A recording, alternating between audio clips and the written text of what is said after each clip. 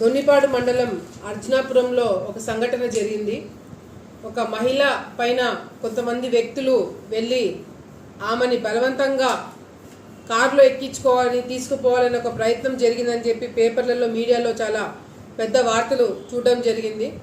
ఆ అమ్మాయితో కూడా నేను ఈరోజు పొద్దున మాట్లాడడం జరిగింది. ఆ అమ్మాయికి అన్ని విధాలుగా ధైర్యం చెప్పడం జరిగింది. ఎందుకంటే ఇది కేవలం ఒక పర్సనల్ విషయంలో జరిగిన తప్పు తప్ప ఇది పార్టీకో మాకో సంబంధించింది కాదు.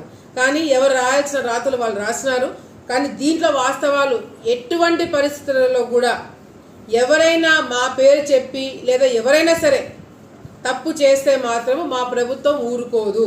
నేను డిఎస్పీ గారితో నేను ఊర్లో లేనప్పుడు జరిగిన సంఘటన ఏదైతే ఉందో నేను డిఎస్పీ గారితో మాట్లాడడం జరిగింది, సీఏతో మాట్లాడడం జరిగింది.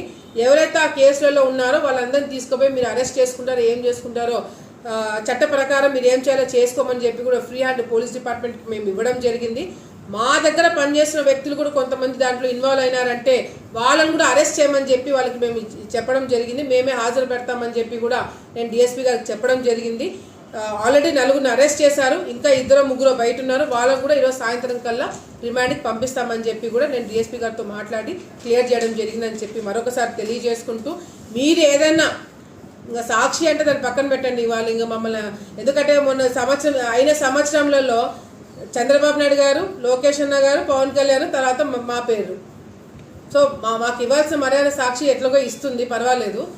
డౌట్ ఉందో అవును, మా దగ్గర పనిచేసిన వాళ్ళు 2 వ్యక్తులు వెళ్ళడం జరిగింది. మాకు తెలియకుండా వాళ్ళు కూడా వేరే విధంగా చెప్పితే తీసుకెళ్లారని చెప్పి మాకు చెప్పడం జరిగింది. అయినా కూడా తప్పే.